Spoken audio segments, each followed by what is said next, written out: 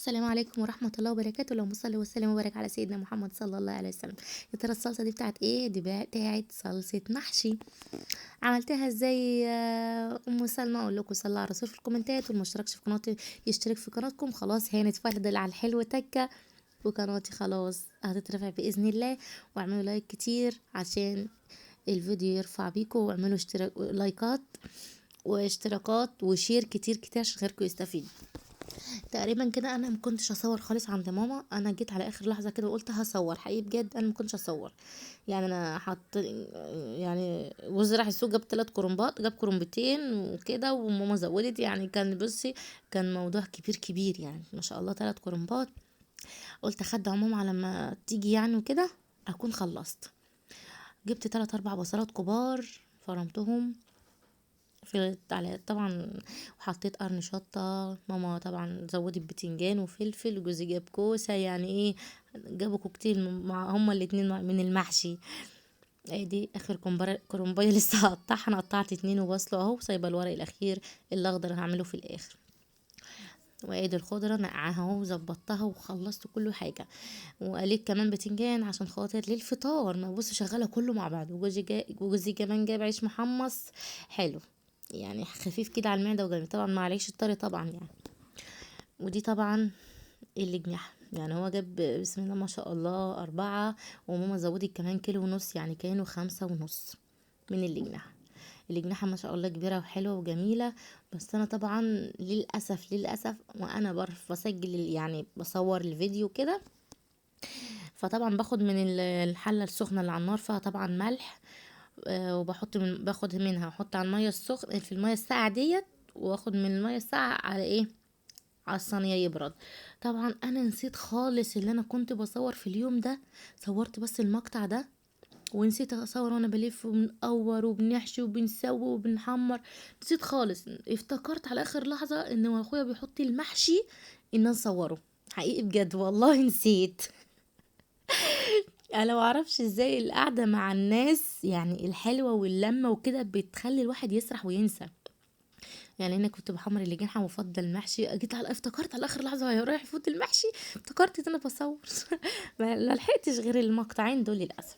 تمام، خلصنا المحشي وكلنا وشربنا وحلينا، وخدنا كمان اكل معانا واحنا ماشيين. كان محشي وجميل وزي العسل. تسلم ايد كل اللي حط ايده في الاكل، يعني انا وماما الحمد لله يعني. ده كان تاني يوم طبعا عندنا. جوزي طبعا كان عندنا بسله، لا فاصوليا، لوبيا تبين تقريبا لوبيا باللحمه. طبعا هي هزودها شويه ميه عشان خاطر هي ايه، متسبكه زيادة عن اللزوم. وسخن برضو الرز. وادي ده لسان العصفور. لسان العصفور ده خطير خطير خطير برضه. ازوده شويه شوربه كده، شويه ملح.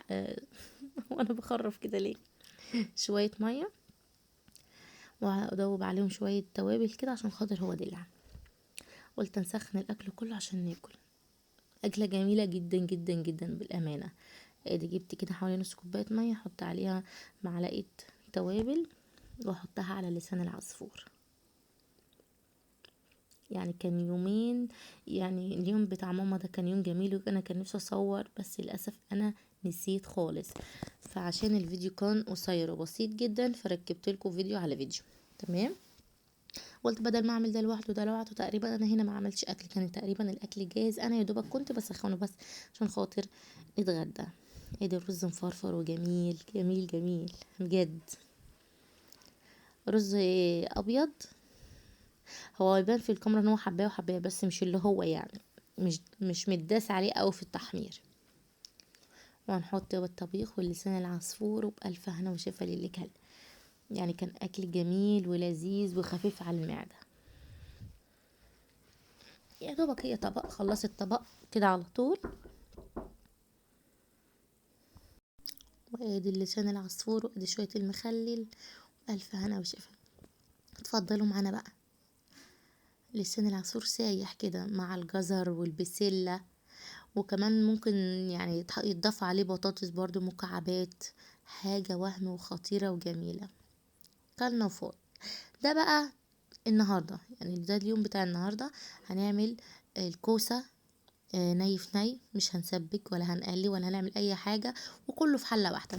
حطينا 4 معالق زيت، نحط عليهم بصلاية متخرطة، هنحط عليها الكوسة اهو،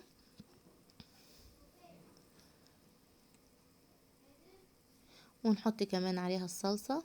طبعا الفرم هنا بنجرها عشان الصلصة تبقى حمرا معايا، ومكعب مرق، شوية فلفل، شوية كمون، وشوية ملح. ونقلب الكلام ده كله في بعضه، ونحطه بقى على النار. هتاكلوا احلى شوية طبيخ كوسة عسل، احسن من اللحمة كمان. بصي شايفين حمرا وحلوة ازاي؟ ده اثر البنجرة اللي انا حطيتها، فرمتها على فكرة. عملت بقى شوية رز بشعرية كده، بس ما صورتهمش لان عملت معاكم كتير. شايفين حمرا وجميلة ازاي؟ وعملت شوية سلطة خضرا برضو، محبتش ان انا اطول عليكم.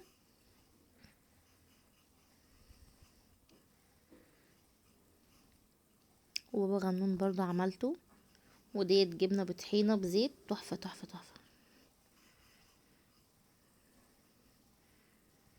ده رز بشعرية، ده رز ابيض. شايفين حمرا وجميلة، ولا تسبكي ولا تقلي، ولا غير الناس اللي عندها القولون ما تاكلش مسبكات، فعشان كده تعملي الحاجة كلها ني في ني. السلطة الخضرا الجميلة كلها خضرة وصحية وحلوة، وللدايت برضو.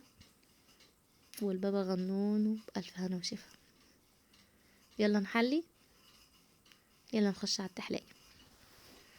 كوبايتين كده شاي عشان نعمر المزاج ونعمر الطاسة، عشان نقدر ايه نكمل اليوم بتاعنا. شوية شاي حلوين كده بنعناع عشان يعمروا المخ.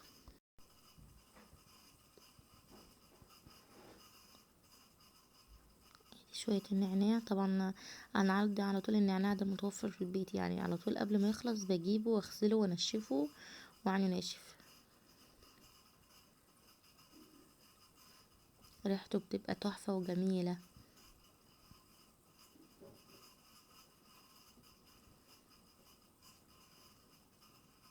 جبت طبعا انا الجردل ده، ولا مش عارفة اسمه ايه، بترمان ده قالت لي عليه ب30. وجبت 2 كيلو ليمون ب10 جنيه، قلت هخليله برضو معاكم. الاطباق بتاعه التسالي دي لقيت شكلها حلو كده وسمباتيك وصغنونه، واللونين بتاعهم بصلي وجنزيري، فعجبوني جدا. ب20 جنيه. قلت يلا نجربهم معاكم بالتسالي اللي احنا جبناها النهارده.